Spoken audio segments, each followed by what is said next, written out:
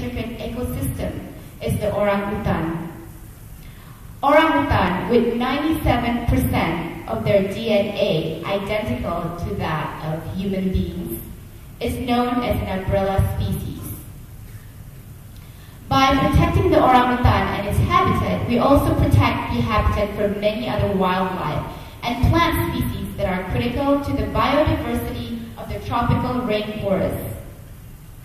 By helping save the orangutans who occupy the upper canopies of our rainforest, we also help to save all of the other species that dwell on the forest floor. In a certain way, the orangutan is the bellwether of the rainforest. If the orangutan is doing well, we know that the forest is in good shape. The Bakrie Environment Initiative will begin its action by first focusing on our endangered national icon, the orangutan. Today, I would like to relate to you some of the initial action which we will kick off that effort.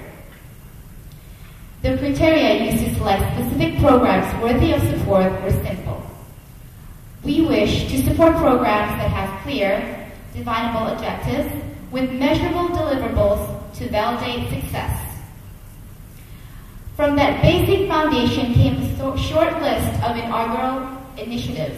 We will be highly involved in strengthening environmental law enforcement that protects wildlife and habitats, employing and improving upon proven best management practices for industries operating in wildlife areas, assisting the BOSS Foundation in their crucial orangutan reintroduction program, participating in a reforestation program that not only plants trees, but restores natural ecosystems, and accessing the best scientific knowledge available in the world, particularly from esteemed organizations such as the Smithsonian Institution and others. One of the biggest threats to the existence of the Bornean orangutan is from poachers and illegal animal traders. Every year, hundreds of adult female orangutans are killed. They are killed so that traders can capture their babies to be sold into the illegal pet trade. As a new mother myself, I found this to be one of the most disturbing stories of all the many orangutan horror stories I have heard. Why, you might ask, do they kill the mothers? The reason is that baby orangutans remain attached, literally clasped to their mothers' bodies for the first 6 to 7 years of their lives.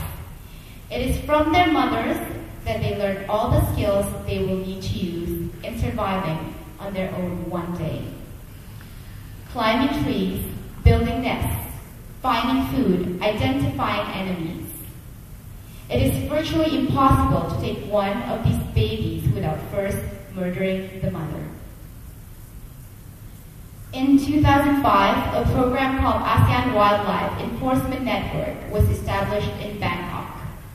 Under the aegis of USAID through the Freeland Foundation. You will hear more shortly about this program from Freeland Foundation who are attending this forum. We at the Bakrie Environment Initiative are committed strongly to supporting the work of Freeland's latest regional efforts at stemming the flourishing trade in illegal wildlife that robs us all of our heritage. Our pilot project will involve supporting the training of Indonesian forest rangers to be deployed in Kutai National Forest, East Kalimantan. The Bakrie Environment Initiative will also build upon and enhance efforts to develop and deploy the use of best management practices that relates to businesses operating in wildlife areas. In 2009, one of our mining companies, Bumi Resources, was a partner with a USAID-funded project in both devising and putting into practice these principles. Through the cooperation of a group of top behavior psychologists at Arizona State University in the United States, we will offer assistance to the BOSS Foundation with innovative orangutan behavioral modification techniques that can significantly enhance their chance of post-release survival. And finally, the Bakrie Environment Initiative will enthusiastically support the Paper Trust program, devised by EcoDynamics. Paper Trust invites companies from all over the world to do a simple online audit of their annual paper usage and then offset that usage by the planting of trees. Paper Trust is not, however, just about planting trees to offset paper usage. The funds for planting the trees go directly to the BOSS Foundation, Mawas Conservation Program in Central Kalimantan. BOSS Foundation has been appointed by the government of Central Kalimantan to manage a 309,000 hectare area of partially degraded forest, which is home to some 3,000 wild orangutans. The trees planted under Paper Trust will help restore the original ecosystem in the Mawas area. So, those are the key focus areas that define the maiden efforts of the Bakrie Environment Initiative. In conclusion, I would like to emphatically note that the issues discussed today, the critical state of some of our magnificent wildlife, is not a problem that the Bakrie Environment Initiative can hope to tackle unilaterally. We are here today with the fondest hope that other companies, both national and multinational, will also opt to join this battle. By collaborating, partnering, and pooling resources, we have a much greater chance of changing the tide. By utilizing our combined capital and technology, we can become part of the critical triangle of hope. With the government and civil society, we can ensure the conservation and protection of our wildlife and their habitats well into the future. As a final thought, I would like to remind you of an old Chinese proverb. One generation plants the trees, another gets the shade.